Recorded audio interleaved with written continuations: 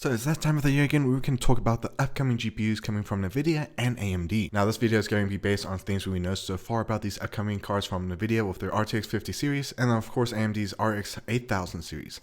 Now please note that this is based on what we know so far, so these could be changed by the time they are announced officially next year at CES 2025. Starting first from Nvidia, we do have a lot of things about these new cards that are actually really impressive. Now first of all, these cards are going to be using new memory, which is going to be known as GDDR7, which is supposed to have up to 40% more improvement when it comes to bandwidth, which can lead to you having more quicker renders and also a lot better in terms of both video streaming and of course gaming at the same time. Now going to what we can expect in terms of performance with these new cards as well, it is rumored to have up to 70% more improvement in terms of performance compared to the 4090. And basically, well, it's going to be based on 3nm nodes, which is going to be a lot useful and a lot more powerful for these new GPUs. Now, for most of you that did hate the size of the last generation cards, the 4090 and all that, which were pretty big GPUs, you can now expect the 5090 to include basically a slimmer build, which means you can actually use these cards in smaller builds and can be a lot more space efficient in terms of your basic setup. Now, I'm going to do something that I think could be a big decision on if you should go for these cards or not, is the power requirements, because these cards are expected to require up to 500 to 600 watts, which is going to mean that you might have to upgrade your power supply to actually use these cards. But if you already have a good power supply, you could be fine for now.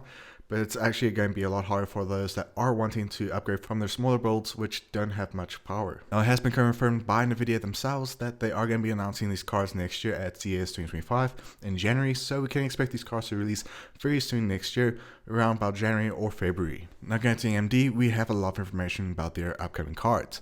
Now first of all, AMD is now going to be going for the mid-range market instead of going for the high-range market, which I think is a good move from AMD, because we all know that AMD can't compete against Nvidia in terms of ray tracing and so much more, but this is going to be a big boost for them because now they're going to be targeting a market that might be more suitable for their range. Now we do have some leak benchmarks about these new cards, and it looks like they are going to be very high performance and a lot more efficient when it comes to power, so we could actually expect these cards to be more affordable compared to the current GPUs you have on the market. Now something that does make Nvidia a bit more worried about these GPUs is that apparently AMD might be a bit better when it comes to AI generation, which can lead to more people going for AMD's cards, because this is something that's interesting and something that we have to get used to, is that AI is a new thing and it's going to be staying for a while. We can not only expect these cards to be a lot more affordable, but also have more performance for those that are basically getting new into gaming and they want to have a good performance when it comes to their gaming sessions with their PC system.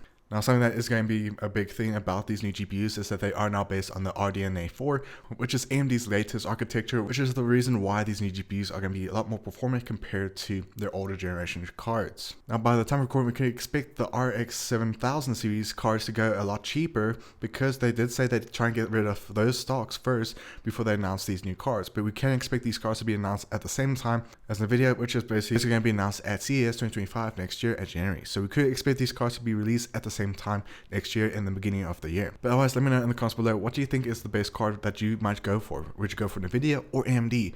But let me know in the comments, and hope you guys enjoyed. See you guys next video. Be safe as always and have a great day. Bye.